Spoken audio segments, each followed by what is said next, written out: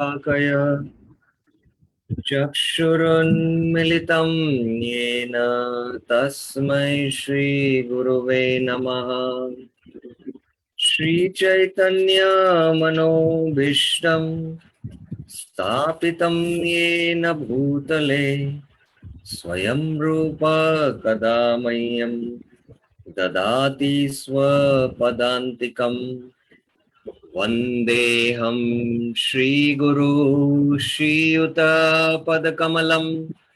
श्रीगुरुं वैष्णवांश्च श्रीरूपं साग्रजातं सहगना रघुनाथान्वितं तं सजीवं साद्वैतं सावधूतं परिजनसहितं कृष्णचैतन्यदेवम् श्रीराधा कृष्णपादान् सहगना ललिता श्रीविशाखान्वितांश्च नमः ॐ विष्णुपादाय कृष्णप्रेष्ठाय भूतले श्रीमते भक्तिवेदान्त स्वामिन्निति नामिने। नमस्ते सारस्वते देवे गौरवाणी प्रचारिणे निर्विशेष शून्यवादी पाश्चात्य देश तारिणे। हे कृष्ण करुणा सिंधु दीनबंधु जगतपते गोपेश गोपिका कांत राधा कांत नमस्तुते। तप्त कांचन गौरांगी राधे वृंदावनेश्वरी वृषभानुसुते देवी प्रणमामि हरिप्रिये। वाञ्छाकल्पतरुभ्यस्य कृपा सिन्धुभ्यैव च पतितानां पावनेभ्यो वैष्णवेभ्यो नमो नमः। जय श्री कृष्ण चैतन्य प्रभु नित्यानंद श्री अद्वैत गदाधर श्रीवासादि गौर भक्त वृंदा। हरे Krishna Krishna Krishna Hare Hare Hare Ram Ram Ram Hare Hare. Hare Krishna. So welcome back to our Saturday and Sunday morning discussions on Sri Harinam Chintamani. We began with Sri Harinam Chintamani as an introductory class of the life of Bhaktivinoda Thakur, and especially what was the reason for him to compose Sri Harinam Chintamani. And then we began the discussion on the first chapter of Sri Harinam Chintamani, where Chaitanya Mahaprabhu asked Namacharya Sri Haridas Thakur how the living entities can be liberated. Anayas, Jiva Nistar ki karibe anayas. And Haridas Thakur expresses his humility and then starts speaking. So I'll just give a brief overview of what was there in the first chapter, because today we will be beginning the second chapter of Sri Harinam Chintamani. So Haridas Thakur first of all explains how Krishna is Sarveshwara and he has got his unlimited potencies. There is his Chitta Shakti, which has uh, the Sarup Shakti, which is called, which has the Chit, Achit, and the Jiva Shakti. The Chit Shakti is what manifests the spiritual world, the Lord's abode, the Lord, holy names, and all this, the Lord's name, all these belong to the Chit Shakti. The Achit Shakti or the Maya Shakti is what is composed of these 24 elements, this universe, these 14 planetary systems. And the Jiva Shakti is the Chid Vaibhav, Anu.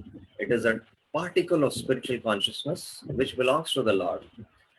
But there are two types of these kind of living entities. One are those who are liberated, they are in the Lord's association, experiencing happiness.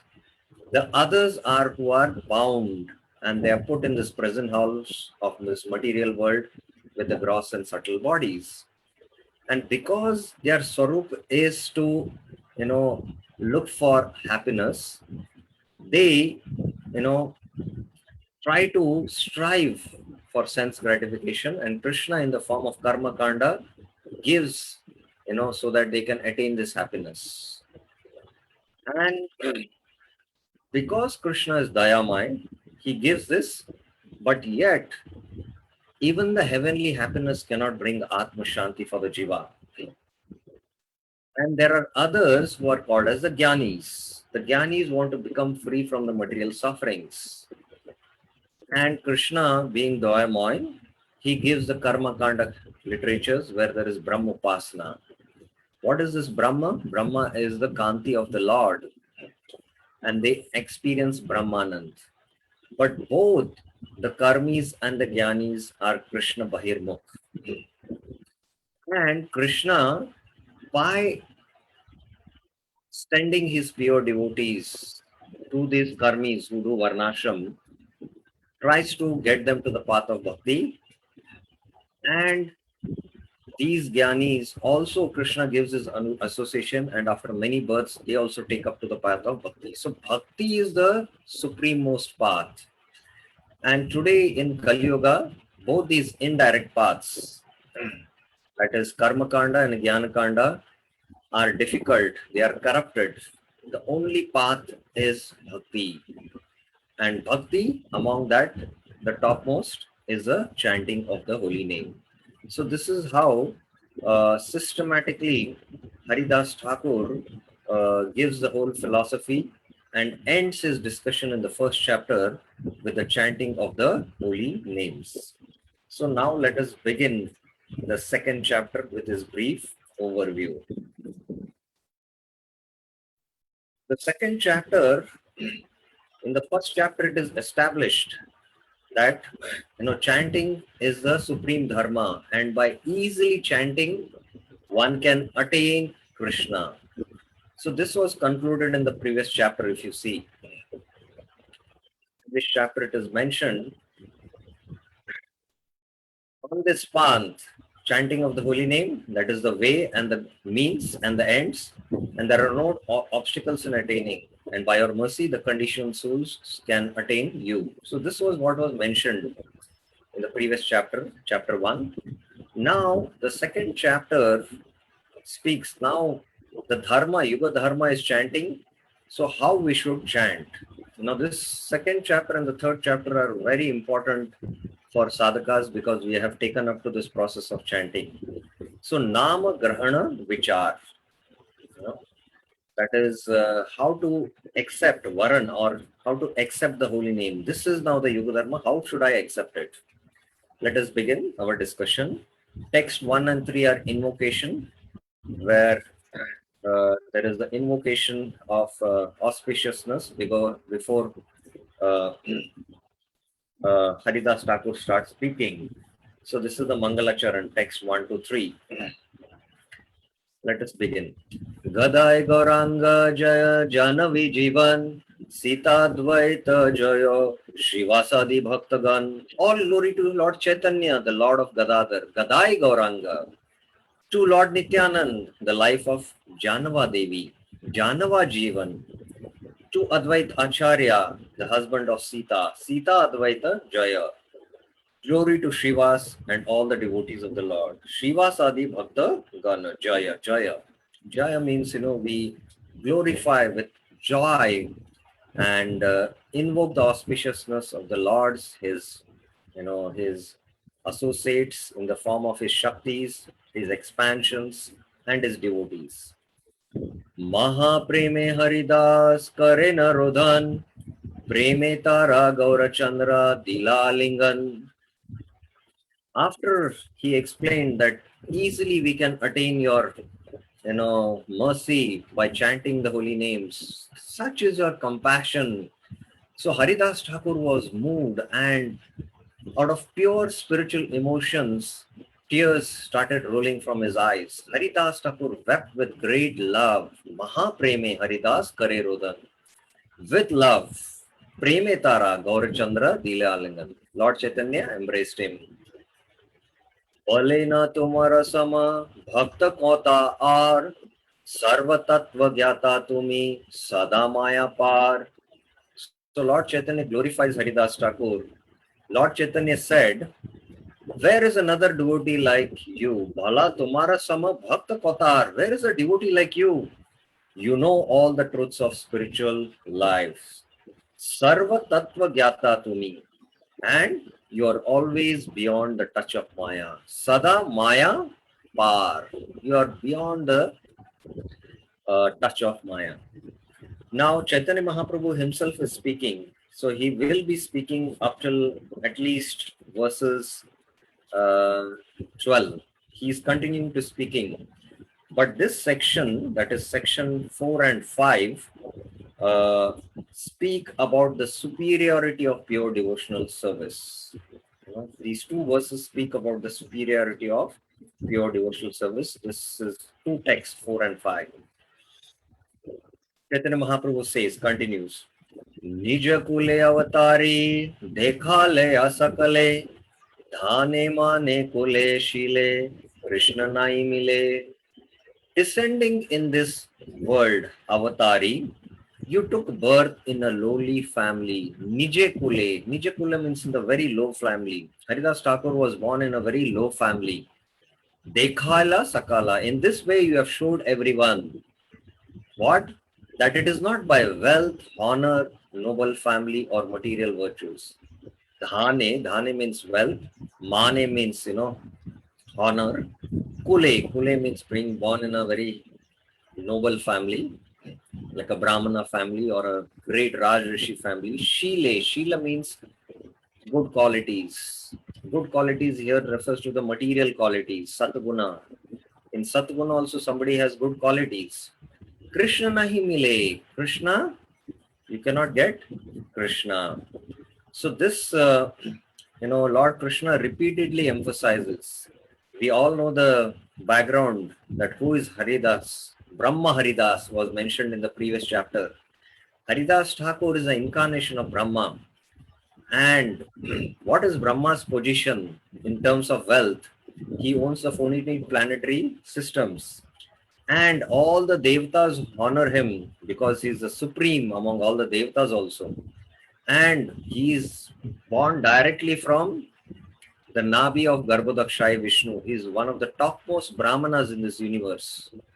His body is composed of pure, not pure, but intelligence. Very, very fine body.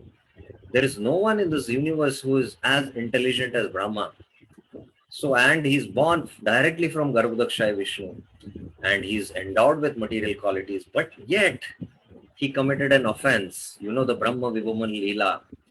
And Lord Brahma offered his prayers and he asked, Shama Apradvam, please forgive me because I disturbed your pastimes with your cows and calves and with your cowherd boys. So Haridas, Lord Krishna, he was not at all looking at Lord Brahma, the four-headed Brahma when he was praying. And Krishna just indicated, please leave this place. I want to play with my friends. So Brahma had to leave.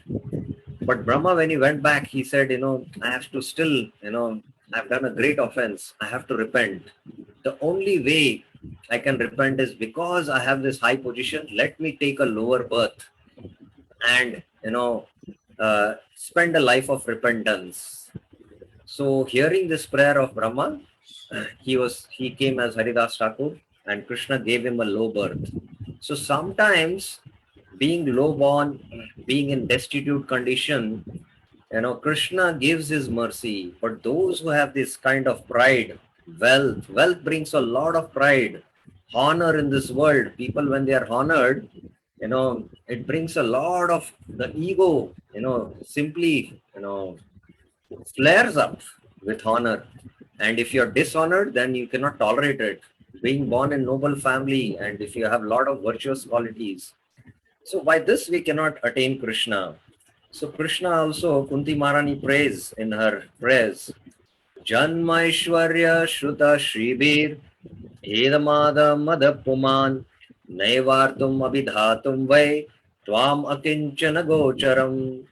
A man swelling with pride, mada puman, edama mada puman. Mada means intoxicated with what? Because of birth, power, learning, and money. Janma, birth in a good family.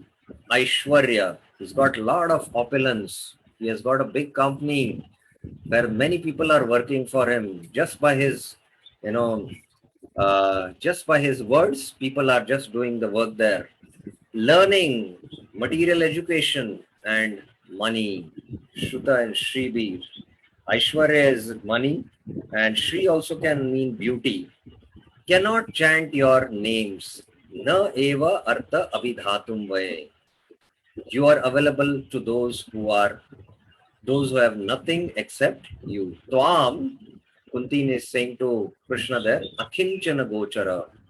You can be attained by those who don't possess anything in this world except you. Akinchana Gochara. So Prabhupada in his commentary to this verse, one cannot helplessly chant and fervently call out Krishna because if he has, good birth or power or learning or money, because, he's intoxicated by these thirsts. So he cannot helplessly cry out Krishna's name. So these are great obstacles. Pride is one of the greatest obstacles. And pride in these four ways is there in the conditioned soul. So Nicha Kula Dev, you were born in a Nicha Kula and you have shown that by all these qualities you cannot attain. Whom Krishna can attain? Krishna can be attained by only Namo Akinchana Vidyaya Nivrita Gunavrittaye Atma Rama Shantaya Kaivalya Pate Nama. That is why Kunti Maharani says, I offer my respects to he whose treasure is unalloyed devotees. Nama, I offer my obeisances to you, Krishna. Krishna only possesses his devotees. See the love of Krishna. And his devotees possess only Krishna and nothing else of this world. So this is the reciprocation between Krishna and his devotees, who is devoid of material interest. Nivrit guna vrittaye. So his pure devotees, they don't associate with, this gunas, anything connected with these gunas. And Krishna is who is disinterested in those who are not devotees. Krishna is not interested even in the Atmaramas, who forgives his devotees, Shantaya. Sometimes his devotees, while doing devotional service, they might commit some offenses to Krishna, but Krishna forgives. Arjuna, on the battlefield of Kurukshetra, Krishna is driving his chariot and with his leg, he's indicating left and right. And, it's an offense to the Lord, to indicate your leg, but Krishna is very forgiving to his devotees and helps the devotees desiring liberation. So those who are jnanis, Krishna gives them liberation if they so desire. So that is why Namo Akinchana Vidyaya. So Nicha Kule. So born in this, you have shown that Krishna cannot be attained. Ananya Bhajane Yanra Shraddha Atishay Devata Apeksha Shreshta Seh Mahashay. So Mahaprabhu is speaking. Anyone who has great faith, Shraddha Atishay, great faith in what? In pure devotional service. Ananya Bhajane Yanra is a saint. So the definition of a saint is not somebody who's only wearing saffron, he's in the renounced order. Anyone who has pure faith in pure devotional service, he's a great saint. And what is his status? This is Mahaprabhu's words. Devata apeksha shreshta sehe mahashay. He is more exalted than the demigods. So this is how Mahaprabhu is seeing, or Krishna is seeing. Now Mahaprabhu further says in two verses, in 6 and 7, he further states, what does he state? Sri Haridasera Namacharya Ta. Sri Haridas Thakur is the teacher of the holy name. So Mahaprabhu is glorifying how you are the teacher of the holy name. So please speak on the holy name. Nama Tattva Sarvasar Tomara Vidita Acharya Achare Acharya Tumi Prachara Pandita. You know the truth of the holy name. Nama Tattva, the best of all truths. Sarva Sara. The Nama Tattva is the essence of all truths. So that is why the spiritual master, who at the time of initiation gives us the beads and the holy name, he is actually the Nama Tattva Acharya, because he speaks essentially about the glories of the holy name. So you are the Sarvasar, Nama Tattva, Tumara Vidita, you know. And what? Moreover, apart from that, you are an ideal example of saintly conduct. Achara. Achara means, acharan. You conduct yourself very wonderfully. You are a, Vaishnav Sadachar, it is called. Acharan. Acharya. To me, you are an Acharya because you perform proper Acharan. And Prachare Pandita. You are expert preacher. So Haridas Thakur was endowed with not only the knowledge of the holy name, and he knew the truths of the holy name, he used to practice it in his own life and also preach. So this is a beautiful quality and a gem of a quality of a Vaishnava, which we should try to emulate.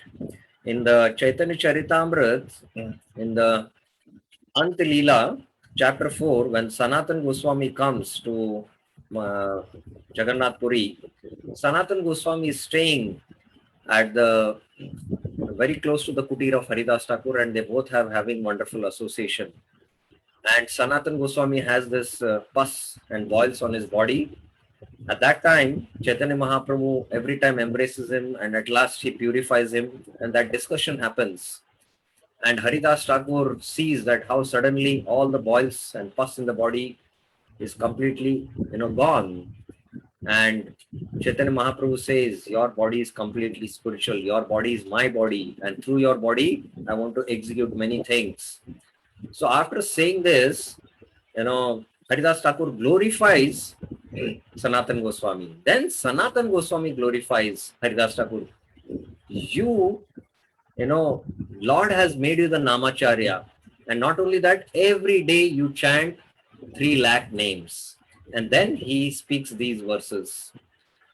Apane acharya kahe, na kare prachar, prachar kare na kahe, na kare na achar. So Sanatana Goswami says, some behave very well, but do not preach the cult of Krishna consciousness. Apane achara kahe. They behave very well, their conduct is very well, but na kare prachar, but they don't preach. Whereas others preach but do not behave well. Prachar kare na kehe. Some preach but na kare achar, but their conduct is not good, or they don't behave properly. Achara prachara namera kareha dui karya, tumi sarva guru, tumi jagatera arya. You, Haridas Thakur, simultaneously perform both duties in relation to the holy name by your personal behavior and by your preaching. Therefore, you are the spiritual master of the entire world. Sarva Guru Tumi Jagatara Ari. For you are the most advanced devotee in the world. Ari. Ari means you are the most. Ari refers to actually a pure devotee. So, Haridas Thakur was preaching about the holy name. And he himself was taking the holy name. That too how much? Every day? 3 lakh names. So he was reciting and chanting 3 lakh holy names. So this is how we should, when we preach, we actually also should practice what we preach. And then only our preaching will be effective. So this is a very important point and principle which Mahaprabhu himself is bringing about Haridas Thakur. Bolo Haridas Nama Mahima Par Shuniya Tumhare Mukha Ananda Amar. Speak, O Haridas, Bolo Haridas, the limitless glories of the holy name. Nama Mahima Par Shuniya Tumhara Mukha Ananda Amar. Hearing them from my mouth, I will feel bliss. So this is how uh, Mahaprabhu is inspiring Haridas Thakur to speak, about the glories of the holy name. Now, this is a very important theme which is coming up. Now, still Mahaprabhu is speaking to Haridas, and this section from 8 to 12, verses 8 to 12, speak about the qualities of a Vaishnava or Vaishnav Lakshan. So, from 8 to 12, Haridas is the teacher of the holy name. We saw this. Qualities of a Vaishnava is 8 to 12. So now he is going, Chaitanya Mahaprabhu is going to speak, because ultimately it was established that one who chants the holy name, uh, uh, that is the process, and actually who chants the holy name, he is a Vaishnava. So now Mahaprabhu gives what is the definition, or what is the lakshan, or what is the quality of a Vaishnava. So there is one question. So let us take that question. Yes, Maya Narasimha Prabhuji. Hare Krishna Prabhuji, Dhanavad Pranam Prabhu. Prabhu, when you quoted for the fourth verse, that Haridas Thakur has taken low birth and that's how he has perfected his life. So there, the verse is saying that it is not by wealth, honor or noble family or material virtues one is able to meet Lord Krishna. But in that context, you have quoted a verse which is Kunti Maharani's prayer. So that translation which you have quoted is very much different from what Prabhupada has translated. And also that verse does not say that wealth and virtues, they will not help him to, profusely long for chanting of the holy names. So it is not that, is my understanding is it is not that being born in a noble family and having riches, it is not an obstacle to practice bhakti. Rather, it may be a little difficult for them. So can you kindly clarify on this, Prabhu? Yeah, okay. I quoted that verse, and that verse is a translation. The translation of that verse is by Vishwanath Chakravarti Thakur, firstly. And pride is, one of the greatest obstacles in spiritual lives. And pride is, there are many, subtle variations in the pride. And here these four variations are given. One is four varieties, sorry, not variations, four varieties. One is pride comes because of wealth. When one becomes, when one has a lot of wealth, he becomes intoxicated with wealth. That can cause such intoxication that can be an obstruction to the path of devotion. Secondly is, birth, which we know if you are born in a Brahmana family or you are born in a very royal family. Third is the what was mentioned, beauty and education, material education. So these, when somebody is endowed with these material qualities, then they act as obstacles, definitely. And Srila Vishwanath Chakra Thakur, in his Madhurya Kadamani, when he speaks about, the third shower, that is Anartha Nivritti, he says anarthas are of four kinds. He says anarthas born out of pious activities, anarthas because of sinful activities, anarthas because of aparad, and anarthas because of offenses. These are the four different categories. Now, anarthas because of pious activities, because of pious birth, somebody is very rich in this life. I'll tell you a practical example. There is one very famous businessman who lives abroad, who's got his own companies, and he's got his own chartered flight. And this businessman, one of our brahmacharis had gone to UK for preaching, and this businessman told, please come and stay in my house. So he agreed, and in his house there were only 25 kitchens. Can you imagine what big must be his house? So he's a very genuine, sincere devotee who serves Vaishnavas, who gives a lot of donations. We can't even imagine. And this businessman, when he comes back to Chowpatty, he always, associates with the brahmacharis, and he was telling, there's so much wealth I have, I would love to be with you and stay with you all and, practice spiritual life. But what to do? This wealth, is a obstacle, I feel. So sometimes this now there are two considerations in the material considerations. When all these qualities are there, they can be an obstacle to take up to devotional service. Now within devotional service also they can act as anarthas, and these are sometimes difficult to overcome. But definitely one who takes to devotional service, who can understand these anarthas, and although being very rich, if he's humble, that means he is, it doesn't mean that those who have these qualities, they cannot take up the holy name. No, they can take up the holy name, and definitely they can transcend these material qualities and conquer this pride. But they act as obstacles even at the stage of anarth nivritti. That is how Vishwanath Chakravarti Thakur explains. So in one way, those who are helpless, for them, it is, easy to transcend those obstacles. That is why, even Mahaprabhu himself says, Deenira adhika daya kare Bhagavan. To those who are deen, their Lord Bhagavan actually gives more mercy to them. So that natural humility also comes. So, those who are helpless, sometimes you go to Jagannath Puri, there are, some people there who are living in very simple conditions, and, they just depend on the Lord's Mahaprasad and they are absorbed in chanting. So that genuine humility is there because of their condition, and that acts as a favorable, launcher for us to attain the mercy of the Lord. So it doesn't mean that because somebody has these qualities, he cannot attain the mercy, but they can be bada in a bhajan, and we have to work it out. So that is important for us to understand. Okay, so we'll continue further. Any other questions anyone has regarding what we discussed up till now? Thank you very much, Prabhu. Hare Krishna. Okay, so I want to finish this section now.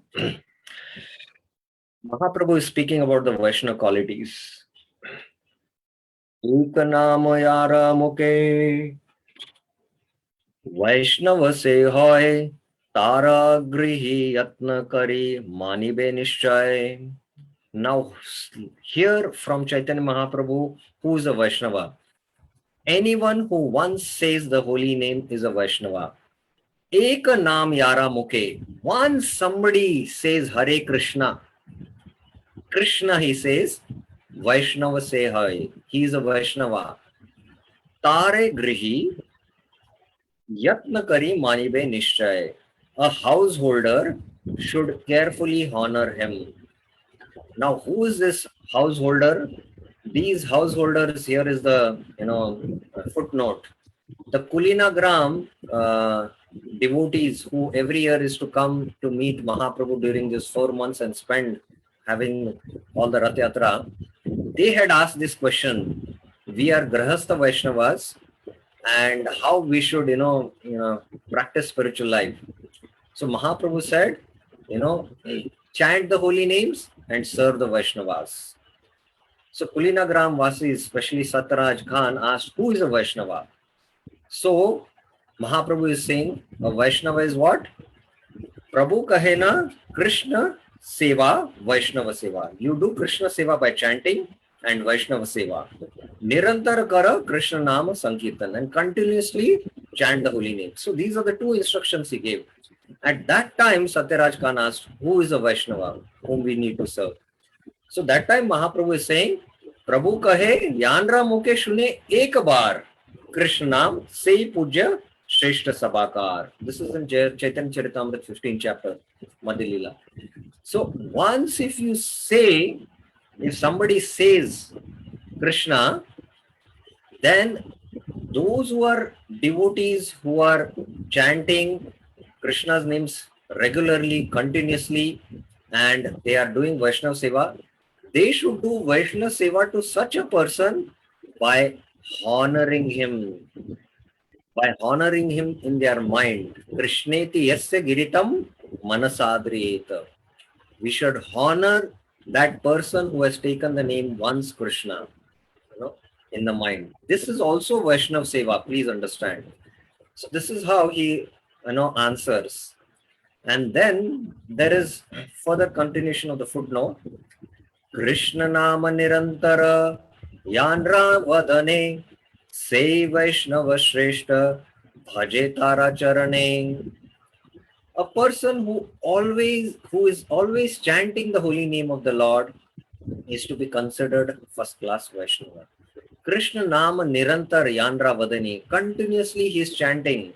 This refers to a Madhyamadikari. Only a Madhyamadikari who has caused Anarth Nivritti has taste for chanting, and you see him, he's always with his bead bags chanting, So he's a very exalted Vaishnava. He's a first class Vaishnava. Bhaje Taracharani. So for the Grahastas, that is Satyaraj and all these who are asking, he is telling it is your duty to serve his lotus feet. So you should serve him.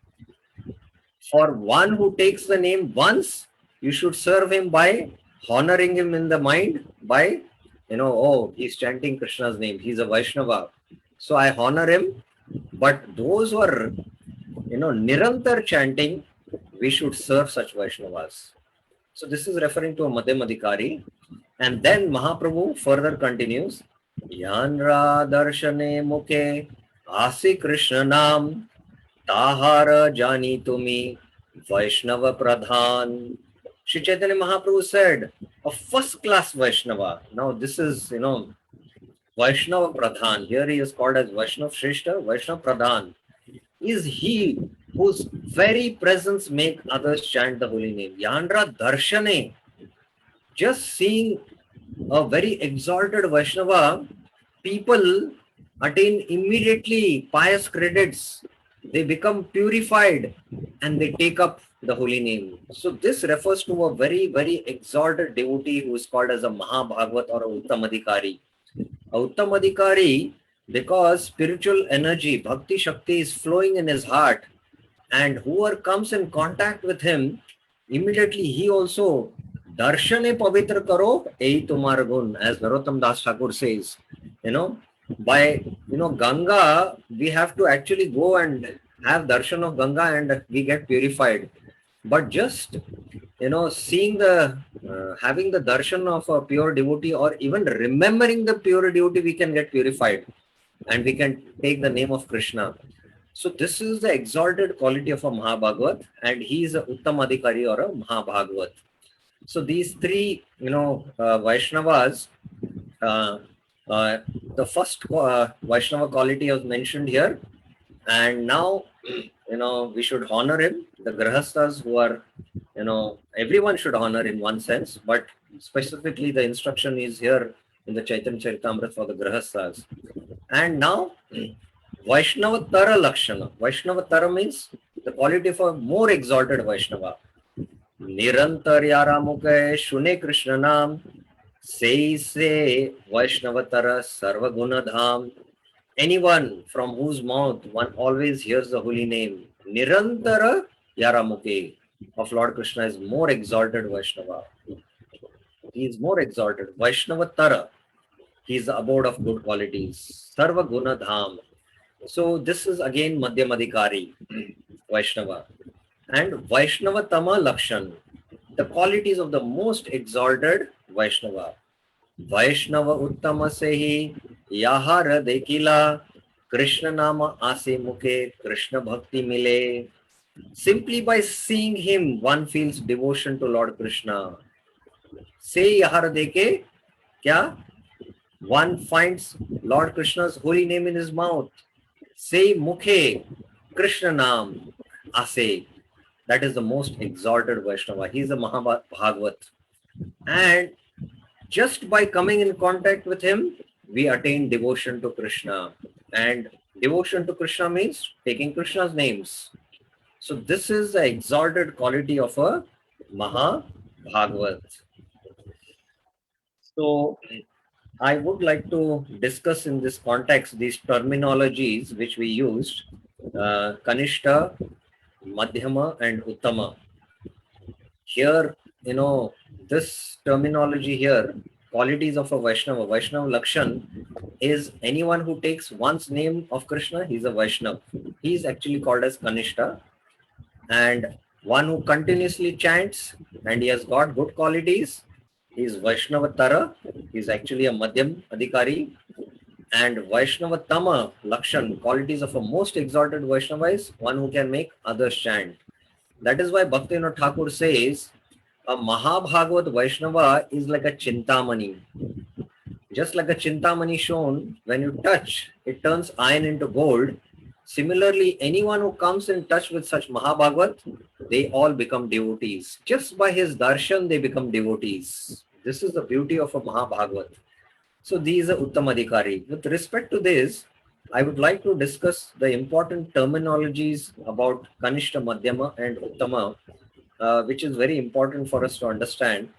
Those who have attended Nectar of Instructions, Nectar of Devotion seminars, we have discussed it, but again, it is always better to hear from all these different angles. So let me discuss this terminologies, Kanishta, Uttama and Madhyama. Give me a minute, please.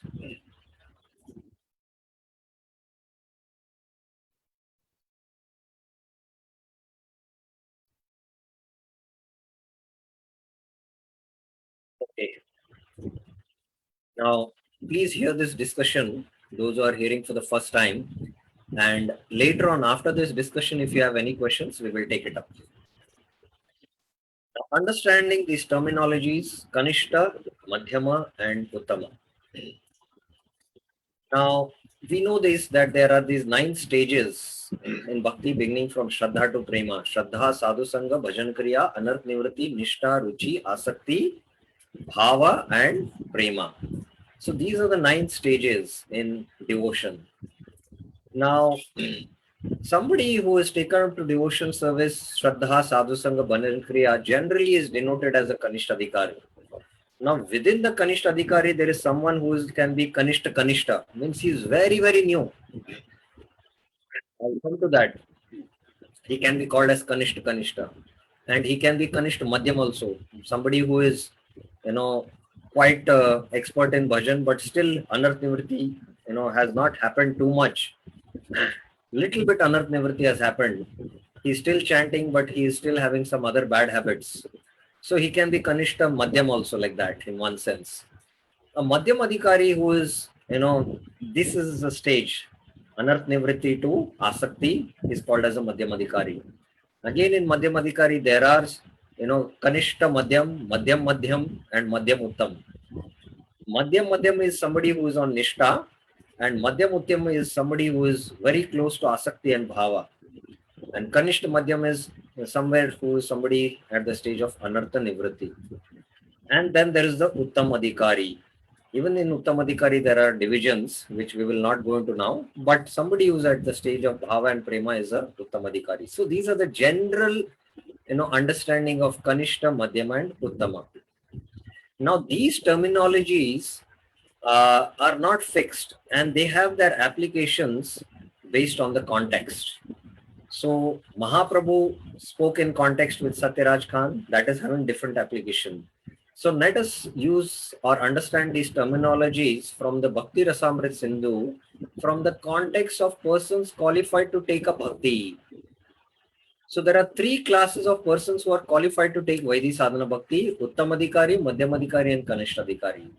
So here the definition of who is a Uttamadhikari, who is a Madhyam and who is a Kanishta is from the point of view those who are entering the Bhakti school, who are entering to practice Sadhana Bhakti, Vaidhi Sadhana Bhakti. So this I give an example of somebody who is entering into IIT. He has to give the exam And when he gives the exam, he might score in his whatever exam, I don't know what it's called, gate or whatever it is.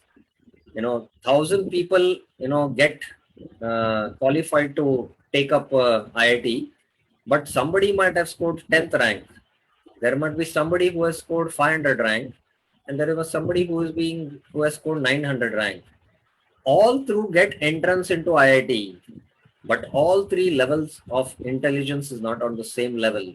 The one who has scored 10th rank, he is very intelligent.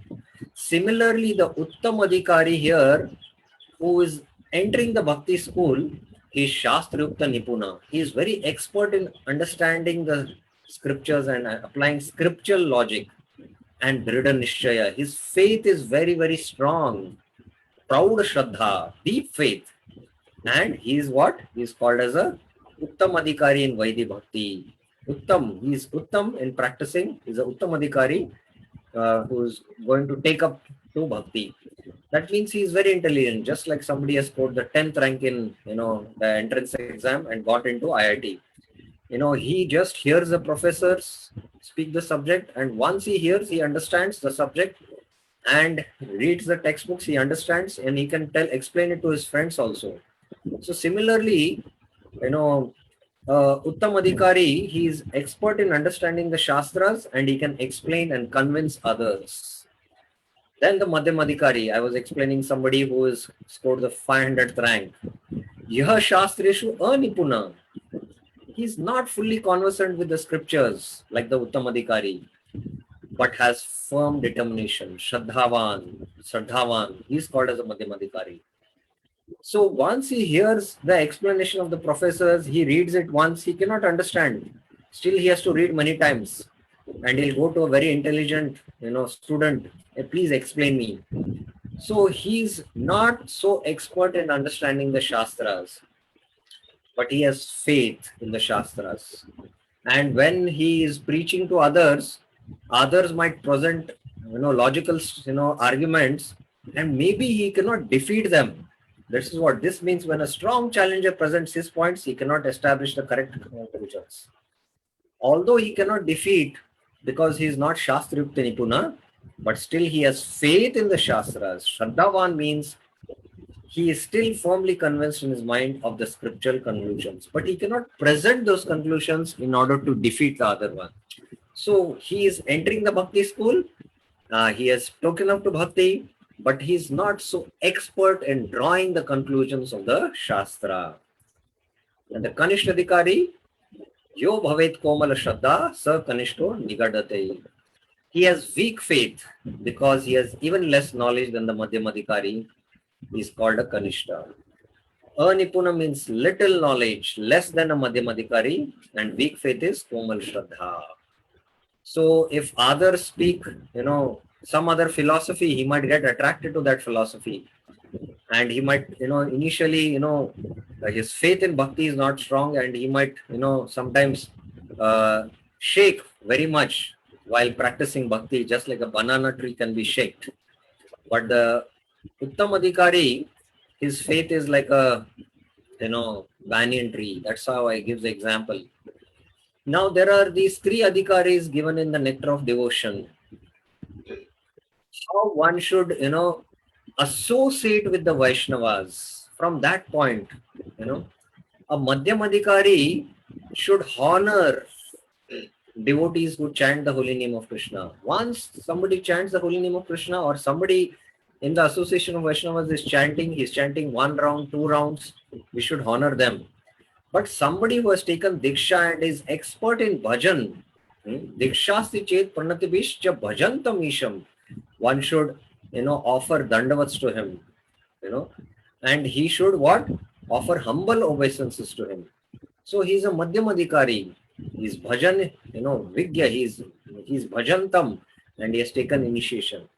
And how a Madhyam Adhikari should, faithfully serve the pure devotees who are what? Ananya Bhajana Vigyam. They are expert or undeviated in pure devotional service, and their heart is completely pure. They are devoid of the propensity to criticize others. Ananya Nindadi Shunya Ridhe. So his heart is free from malice. His heart is is filled with pure love. And that's why, there is no criticism of anyone he does. Such a Mahabhagavat, actually one should serve. So how a Madhyamadikari deals with Vaishnavas, from dealing point, how he has loving exchanges, he expresses his love to those who chant by mentally honoring. He offers his love by offering obeisances to those who are, taken diksha and they are, chanting and they are engaged in bhajan. And he expresses his love to the Mahabhagavats whose heart is pure by serving them intimately. So from the nectar of instruction perspective, these are these three categories: Kanishta, Madhyama, and Uttama. So here Kanishta is prior to Shraddha, to Anarth Nivriti. So this is a long range of who is a Kanishta. Because somebody outside also might take the name of Krishna, and we should show our love by honoring him mentally. Now, from the Bhagavatam point of view, even in the Sanatan Shiksha, this Kanishta, Madhyama, Uttama, Chaitanya Mahaprabhu speaks, but that is same as nectar of devotion, because nectar of devotion instruction only Chaitanya Mahaprabhu is giving. So I have not taken that. From the Bhagavat perspective, Uttamadikari is who? The most advanced devotee, Bhagavat Uttama, sees within everything. Sarva Bhuteshu Yapashe, the soul of all souls. Because his vision is very pure, he can see Krishna is residing in their hearts. He is a Bhagavad Bhavam. He sees the Supreme Personality Godhead. Consequently, he systematically sees everything in relationship with the Supreme Lord and understands everything that exists is eternally within the Lord. Bhutani Bhagavat Atmani. The Lord is situated in everyone's heart. This universe itself is resting on the Lord. So all jivas are residing in the Lord. And that is why, in that sense, he offers, he's having darshan of the Lord. So he offers his obeisances deeply from the soul to everyone, in fact. In fact, he doesn't see anyone as a non-Vaishnava. He sees everyone as a Vaishnava. He cannot even discriminate because he's seeing everyone. In everyone's heart, the Lord is situated. This was the condition of Lord Shiva when he came in, when Daksha came in that yajna. Lord Shiva was seeing, Krishna in his heart, and he was seeing, having that darshan, and that's why he was seeing in everyone that Krishna is there. Madhyamadikari, he what? Ishvara tad adineshu balishu dushatshu prema maitri kripopeksha yah karoti madhyama. A Madhyamadikari, he loves the Lord, Ishwar Prem, and then he expresses, he has friendship with the Lord, Maitri, with the devotees. And those who are innocent, he preaches by giving his mercy, and those who are envious, he does upeksha, he disregards the envious. So this Madhyamadikari can be anywhere between Nishta to Prema. And the Kanishtadikari here is Archayam eva hare, Pujam yah shraddayetah, tad na tad bhakteshu chaneshu sa bhakta prakrita spota. A devotee, yah bhakta, who faithfully engages Shraddaya ihata in the worship of the deity of the temple. He is initiated, he is doing deity worship, but he has a very narrow vision. Now this is from the vision point of view, which is being spoken in the Bhagavatam. He says, I and my deity, I and Krishna. So his love has not expanded in the form of, oh, Krishna's devotees also, Krishna loves his devotees, so I should associate with his devotees. He doesn't properly behave towards other devotees. Na tat bhakteshu, or people in general, na anneshu, is called as a prakrit bhakta, a materialistic devotee, and is to be considered in the lowest position. So this is a Kanishtadikari, because here again I told you there can be somebody like Kanishta and Kanishta Madhyama. So he is, because he has taken initiation, he is doing deity worship. That means, he is engaged in bhajan, but his vision is very narrow. So this is Anarth Nivritti. So this we saw already, the Kulina Gram Vasis, the Kanishta, Madhyama and Uttama. Now, these classifications, Kanishta, Madhyama and Uttama, are done from different angles. Bhakti Rasamrit Sindhu, you can see Uttamadhikari is somewhere in Anarth Nivritti to Asakti. But from Bhagavatam definition, he is a Bhava and Prema stage. So these terminologies are not fixed. Based on what context we use, they have different meanings. So NOI definition is also Bhava and Prema, and Kulina Gram Vasis is Prema, which Mahaprabhu spoke in the Harinam Chintamani. I told you there is Sanatan Shiksha also. I did not take those verses because Sanatan Shiksha definitions and Bhakti Rasamrita Sindhu are same. Anarth Nivritti to Asakti. Now Madhyam Adhikari also, you see, from the Bhakti Rasamrita Sindhu perspective, he is Anarth Nivritti because he cannot give the scriptural conclusions clearly. Anarthas have not yet gone. And even CC definition of Sanatan Goswami is Anarth Nivritti, same. Whereas NOI definition is Anarth Nivritti Asakti and Bhagavad definition is Nishtha to Prema. Why here Nishtha to Prema is because a Uttamadhikari can be at the Prema level. He comes down to the Madhyamadhikari level in order to preach. Otherwise, a Mahabhagavat, he sees everyone as Vaishnava. So in order to preach, a Mahabhagavat, Uttamadhikari, comes down to the Madhyamadhikari. That is why here it is Nishtha to Prema. But it doesn't mean that he is on the Nishtha stage. He is at the Mahabhagavat level only. But he comes down to the Madhyan level. So that is why we have mentioned Nishtha to Prema. And here also, CC definition is Nishtha to Prema. Now, a Kanishta from BRS definition or CC Sanatan definition is Bhajan Kriya. He might sometimes do his bhajan and somebody does some anti-preaching, he might leave his bhajan. His Shraddha is Komal. But NOI definition is prior to Shraddha, to Anarth Nivritti. Here from Kulina Gram Vasis, which we are discussing in Harinam Chintamani, it is even prior to Shraddha because Ekabar Krishnam, if once he takes the name of Krishna, he should be honored mentally. He has not yet taken to spiritual practices. He is not taken up to following the regulative principles. His faith has not fully awakened to take up sadhu sangha and do bhajan kriya.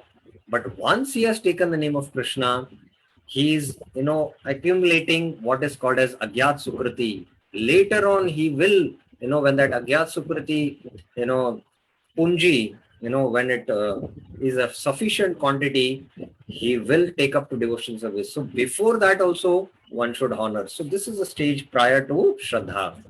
And these are the applications which is there, which we have. BRS definition and CC definition of Sanatani. The classification basis is based on faith and Shastric logic. And the candidates application is from the candidates who are entering Bhakti school.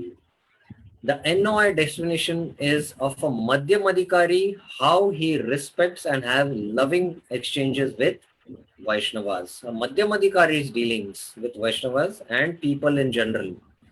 The Bhagavatam classification of Kanishta Madhyamadhikari is based on pure spiritual vision. So the Mahabhagavat has pure vision. So a Madhyama has, a little broader vision. And the Kanishta has a very narrow vision. So vision of three kinds of Vaishnavas in Vaishnav society.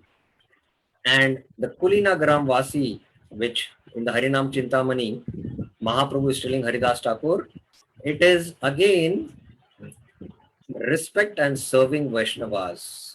And the Grahastas, Madhyamadhikari, Vaishnavas dealing with serving Vaishnavas and people in general. So this is how we should understand these terminologies, Kanishta, Madhyama and Uttama. So this is what I had to discuss regarding, the Mahaprabhu's discussion here about these three types of Vaishnavas. Further, any questions? If you have at this stage, you can raise your hands and we can take it up about these terminologies, Kanishta, Madhyam and Uttam. Anyone has any questions?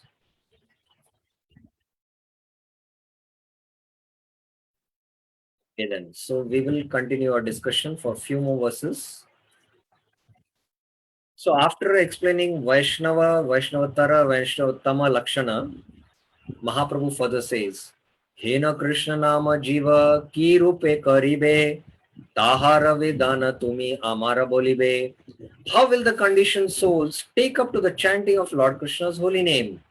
What is the arrangement for that? Please tell me that. So one who takes once Krishna's name, he is a Vaishnava. One who is Nirantar taking, he is a Vaishnava. And one whom by seeing others take Krishna's name, he is the Vaishnava Tama. So these are, the three levels of Vaishnavas. But how these conditioned souls can take up to chanting? What is the arrangement? Karayudi Haridas Bolina Vachana Prema Gada Gada Swarasa Jala Nayana. When Mahaprabhu asked like this, Haridas Thakur folded his hands. Kari Yudhi Hath, folding his hands, Haridas began to speak. Bolena Vachana, he started speaking. But while speaking, what was it? Pushed by ecstatic love. Prema Gada Gada, his eyes were filled with tears. Swara was Gada Gada. Nayanam Galadashrudaya Daraya Vadanam Gada Gada Hridaya Gira. When you're chanting Krishna's name, Gada Gada, because of love, these are symptoms of Prema Bhakti, in fact. And his voice was choked. The swar was choked. Sajala Nayana, his eyes, were brimming with tears out of pure love. Namera Swarup. So now he starts discussing about the holy name. Text 16, 13 to 16, Haridas starts speaking. And this is the next theme, that is Namera Swarup. The nature of the holy name. Now this is a very important philosophy. He will start speaking, and let us hear what Haridas Thakur has to say. Krishna Nama Chintamani Anadi Chinmay Ei Krishna Se Nama Eka Tattva Hoy. Haridas Thakur said, Lord Krishna's holy name is spiritual. Krishna Nama Chintamani Anadi Chinmay. It has no beginning. It is Chinmay. Chinmay means spiritual, and it has no beginning. The spiritual world has no beginning. Lord has no beginning. Lord's form has no beginning. And the Lord's name also has no beginning. It is a Chintamani jewel. Krishnama Chintamani. Lord Krishna is his holy name. A Krishna say Nam. He is Krishna, and the name is also Krishna. This is a very important tattva we should repeatedly try to understand as Vaishnavas. That Krishna is there here in the form of deities, Krishna is there in the spiritual world, and Krishna is also here in the form of holy name. They are one. Eka tattva hai. They are only one. Now first let us see the footnote, and we'll have a little discussion on this. A Chintamani jewel can give anything. Persons who have material desires, the Chintamani jewel of Krishna name gives material piety, wealth, sense pleasures, and impersonal liberation. So for the karmis and the jnanis, those who take indirectly the holy name while doing karmakanda yagyas and other, yagyas in order to attain swarga, they will get swarga because they are indirectly taking the holy name. For the jnanis, one of the angas among the 20 angas of jnana practice is, there is bhakti also, which they practice, but their sadhana is shama and dama, and they are studying the Upanishads, of the jnana kanda portion. So they have desire for liberation. So the bhajan, what they do, little bit of chanting of the name, that name itself will give them liberation. But to persons who have no material desires, akinchana or nishkinchana or nishkami, the Chintamani jewel of Krishna's name gives pure love for Lord Krishna, prem. So here in our context, if we chant Namaprad, then we'll get pleasures in this world and in the heavenly worlds. If we chant Namabash, it will give us liberation. but only by chanting Shuddha Nam will attain love of Godhead and will attain the Lord in the spiritual world. So this we should be very, very clear about. Chaitanya Vigra Nama Nitya Mukta Tattva Nama Nami Bhinna Nahi Nitya Shuddha Sattva. The holy name is the form of transcendental malos. Chaitanya Vigra Nama. You know, Ishvara Parama Krishna Satchidananda Vigra Anadiradir Govinda Sarva Karana Karanam. Lord Brahma is telling in 5.1 of the Brahma Samhita. So, Lord's form is Satchidananda Vigra. Or in the Bhakti Rasamrit Sindhu, it is mentioned Akhila Rasamrit Murti. The Lord is the Murti of all the rasas, all the 12 rasas. Similarly, Nam is also Chaitanya Vigra. It is filled with all rasas as Krishna is filled with all rasas. This is a very important truth. This is the first truth he is saying.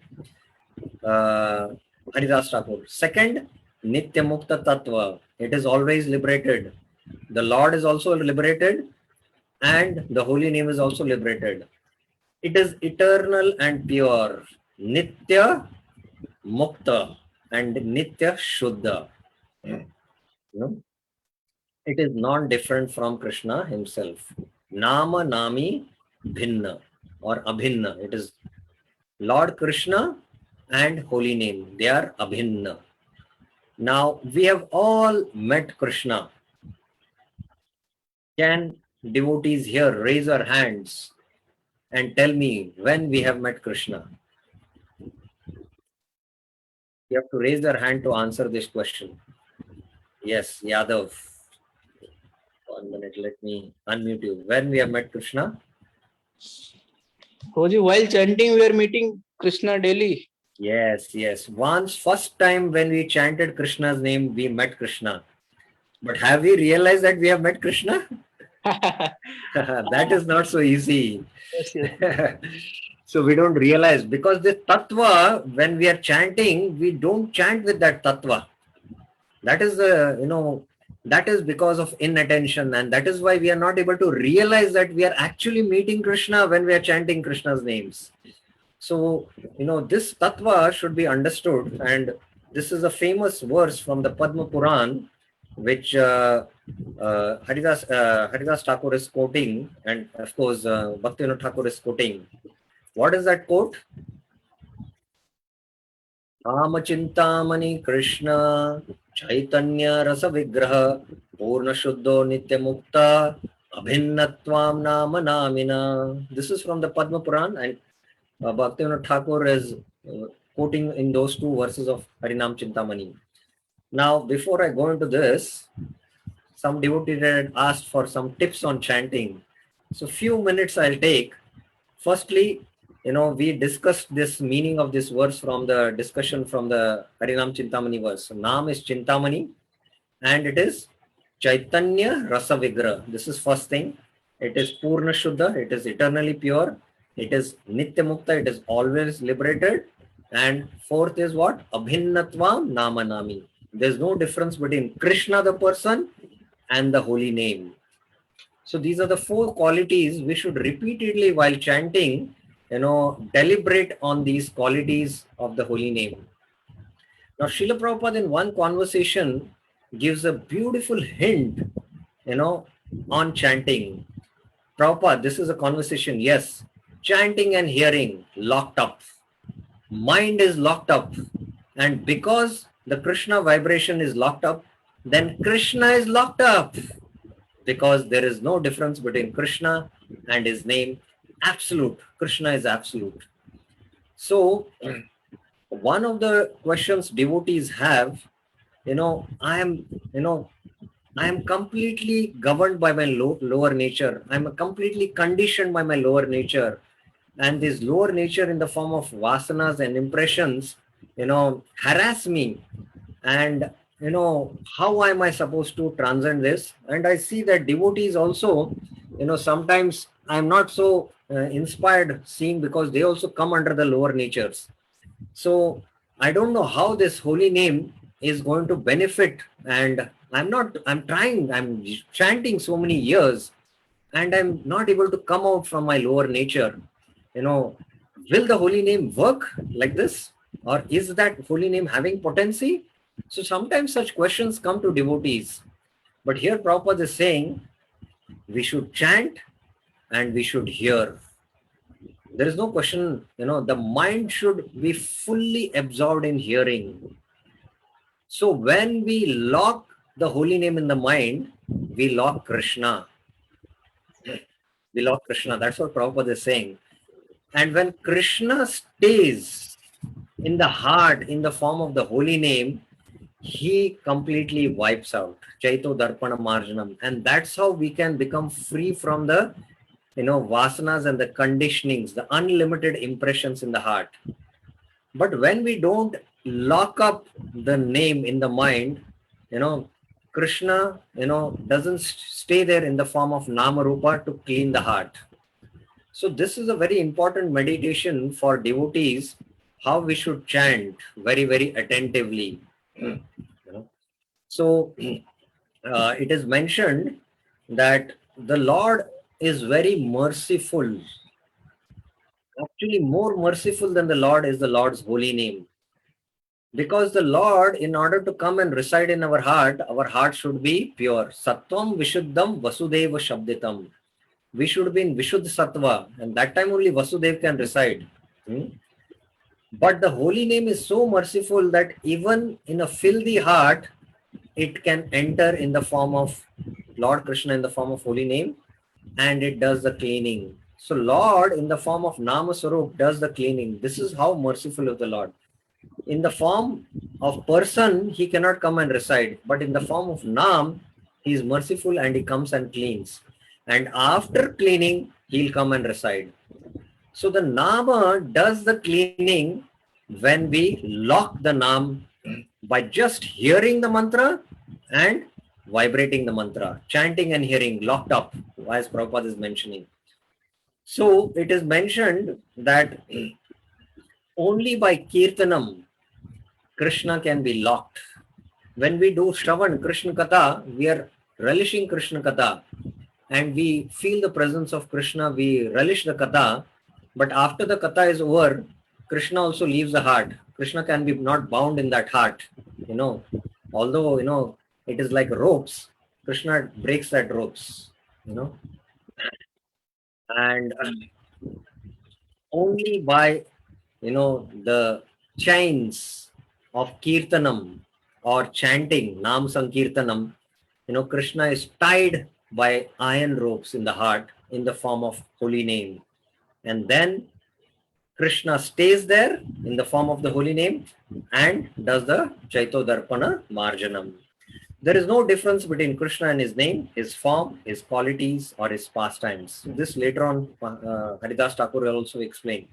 Because Nam and Namina being inseparable, therefore Nam is also Purna, Nitya, Shuddha, and Mukta. So these four things we should always, meditate upon. Now, here is a very important principle or a sutra for us as devotees.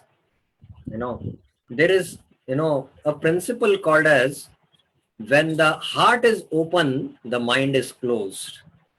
And when the mind is open, the heart is closed. When, I'm giving the example now before I begin this short discussion for a few minutes, please hold on. When the lover and the beloved are sitting together, this is a mundane example in this world, which we see, and Baldev Vidyabhushan gives this example in 10.10 Bhagavad Gita, and that's why I'm mentioning. The lover has given his heart to the beloved. So his heart is open and he's absorbed in the beauty of the beloved, in the sweet talks of the beloved. So when his heart is open, his mind doesn't function. He doesn't remember to do things and, oh, I remembered I have to go somewhere, because his heart is flowing towards the beloved. This is again in a mundane sense. So when the heart is open, the mind is closed. But when the mind is open, the heart is closed. We, while chanting, we should open our heart to Krishna. How do we open our heart to Krishna? The beautiful deities which deities are very attractive to us, we should keep those deity pictures. So that is the best way we can chant. We can chant in front of Tulsi. So when we open our heart to the chanting, then the mind will not trouble us much. You must be out of your mind to chant Hare Krishna. So this is that sutra. Mechanical chanting means we are in our mind and not in our heart. When we go to our heart, we get out of our mind. So here the heart refers to the soul's natural attraction to Krishna. Here the male attraction to the female is not the soul's attraction, but it is the Maya's or the conditioning attraction, that emotional heart. It is not the spiritual heart or the spiritual heart. When we dwell on our mind, our thoughts of ourselves and our lives, the heart closes. So we all experience when we are chanting, so many thoughts about office, about house, about so many things. So our heart is closed and our mind is opened, and our mind is wandering with all these thoughts. Prabhupada didn't advise us we battle with our minds when we chant. Rather, he said, chant and hear. So that principle I explained in the conversation. You chant and you hear. You chant with your tongue and hear with your ears. There is no question of the mind. Prabhupada said, there is no question of the mind. One disciple had come, my mind harasses me when I'm chanting. And Prabhupada suddenly said, where is the question of the mind? You just hear, you vibrate with your tongue and hear with your ears. Where is the question of the mind? This disciple was suddenly taken up. Oh my goodness, I've been battling with my mind in trying to concentrate, and Prabhupada saying, where is the question of the mind? So what Prabhupada means here is, when you're chanting from the heart, just like the lover has opened up his heart to the beloved and is absorbed in it. So when you open your heart, the spiritual heart, to the beautiful darshan of Krishna and chant for their pleasure, then the mind, there's no question of the mind. As we advance in our chanting, Krishna's form, qualities, and pastimes come to our mind and vision, but not the material mind, the mind that distracts us from proper chanting. So this is an important sutra for us as devotees. We should, try to emulate in our practices. When the heart is open, the mind is closed. We should open our heart to Krishna's pictures, Krishna's deities while chanting. When the heart is closed, the mind is open. Sometimes, the mother might tell the, child, put your heart into your studies. That means focus and concentrate. Put your, every being into your work. Similarly, we should put our heart in chanting while doing our sadhana. So this was a short discussion I had regarding, the glories of that Padma Puran verse. Any questions, any clarifications anyone has? Any clarifications? Okay, so we will stop here, and tomorrow we'll continue the discussion of Haridas Thakur extolling Nama, Tattva, and the glories of the holy name. Thank you very much. Srila Prabhupada ki jai. Srila Bhaktivinoda Thakur ki jai. Shri Harinama Chintamani ki jai. Hare Krishna.